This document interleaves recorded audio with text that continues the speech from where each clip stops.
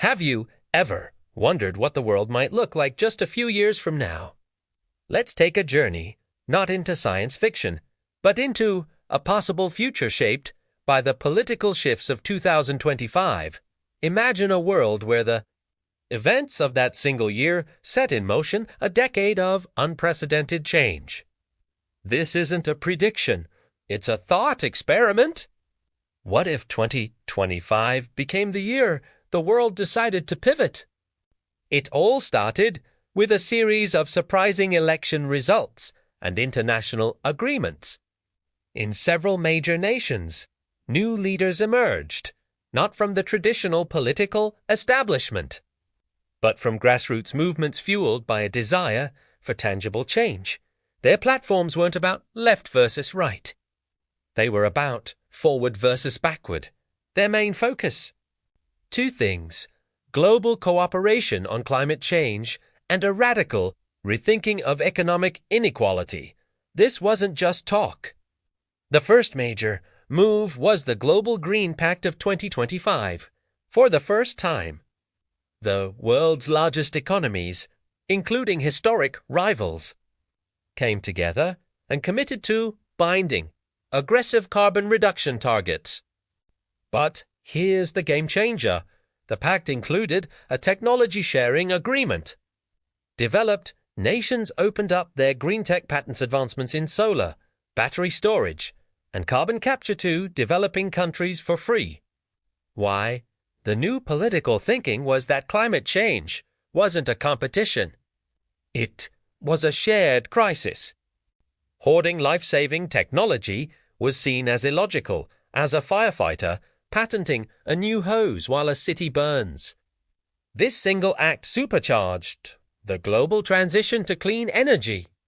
Suddenly, building solar farms in Africa and South America became cheaper than maintaining old fossil fuel plants. The economic incentive finally aligned with the environmental necessity.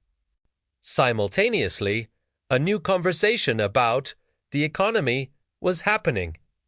The pandemic had exposed the fragility of global supply chains and the vulnerability of the gig economy. The political class of 2025 responded, not with small tweaks, but with bold experiments. The most notable was the widespread adoption of a Universal Basic Opportunity Fund. This wasn't just universal basic income. Instead of just a monthly check, every citizen received an annual credit to be spent on education, vocational training, or starting a small business.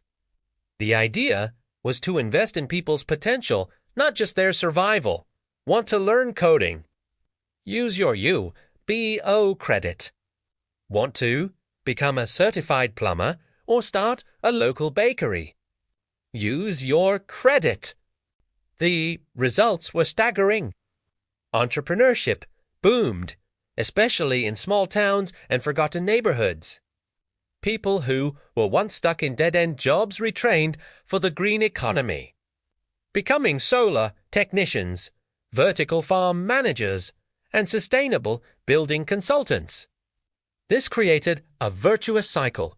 The Green Pact created the jobs, and the UBO fund provided the skilled workforce to fill them.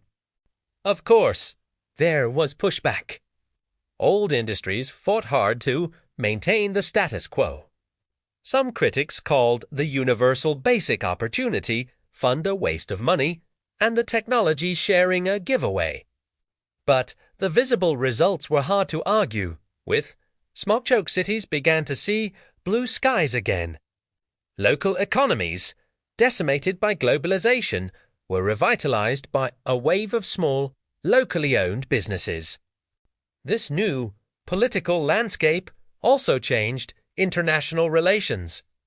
As countries collaborated on climate and technology, old tensions began to ease.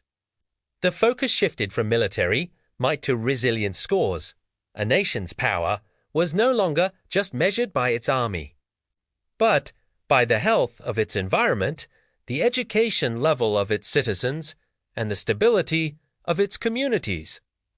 Diplomats started spending more time at climate summits than at arms negotiations. One of the most fascinating developments was the rise of digital city-states. Cities like Seoul, Nairobi, and Amsterdam began forming direct partnerships, bypassing national governments to collaborate on smart city technology, public transport solutions, and sustainable urban planning. They used secure, shared data networks to learn from each other in real time. If Amsterdam developed a new, hyper-efficient recycling system, Nairobi could adopt and adapt it within months. This era also saw a massive investment in mental health infrastructure, recognized as a cornerstone of a productive and resilient society. Mental health checkups became as normal as physicals. Schools integrated emotional intelligence and stress management into their core curriculum. The understanding was simple. You can't build a better future with a population that is burnt out and anxious. If you or someone you know is struggling, please know there are resources available, and reaching out is a sign of strength. By the mid-2030s, the world shaped by the politics of 2025 was noticeably different. Global carbon emissions had peaked and were in steep decline. The wealth gap, while not gone, had started to shrink for the first time in a century. The nature of work had transformed, with more people engaged in meaningful, creative, and community-focused jobs. This isn't a utopian fantasy. This future still had its problems, new geopolitical challenges, debates over the ethics of AI, and the constant work of maintaining these new systems. But the foundation had shifted. The political will of 2025 proved that humanity's biggest problems weren't insurmountable. They were simply waiting for a new way of thinking and a collective decision to act. It shows that the future isn't something that just happens to us. It's something we build, one election, one policy, and one collaborative agreement at a time. The story of 2025 is a reminder that a better world is possible, and that the power to change course is, and always has been, in our hands. What do you think? What kind of world do you want to help build? Let me know in the comments below. Thanks so much for watching. If you enjoyed this journey into a possible future, don't forget to like, subscribe, and hit that notification bell for more content that makes you think. See you next time.